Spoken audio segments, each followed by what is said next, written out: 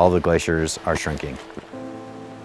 In the 1800s, there were estimated to be about 150 glaciers here. However, today we only have 25 glaciers.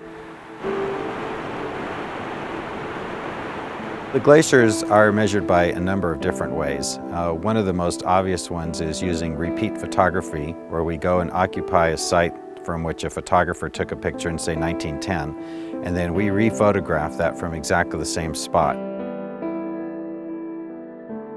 Once you go every several years to 5 years or 10 years, that's when you see the really big changes. When we first started this project, we thought every other year was going to be too much.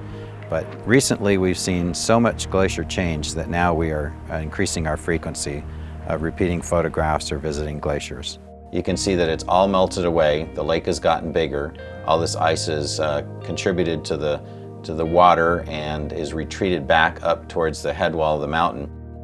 We also do things that are a little bit more modern, such as taking precision global positioning systems and going along the margins of the ice so that we can look at changes in the area of the ice through time.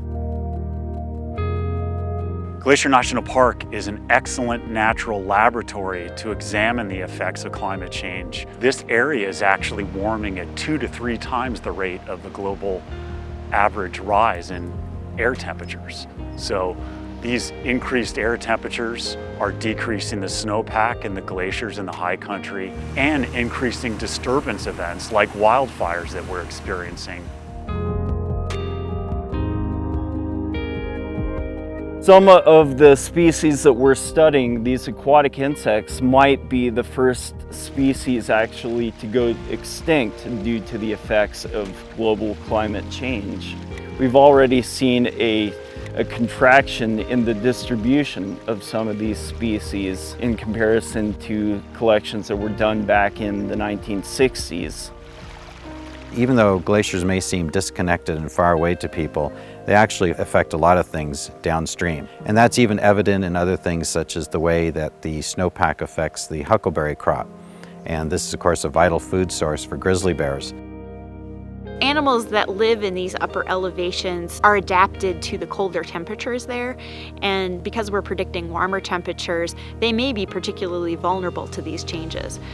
They also have very specific food needs, and the food changes for them could also influence their ability to thrive. In spite of the fact that it will be different in the future, it's still going to be a valuable asset to Americans, both as a research outdoor laboratory and maybe as a kind of iconic lesson as to what climate change can do to natural landscapes.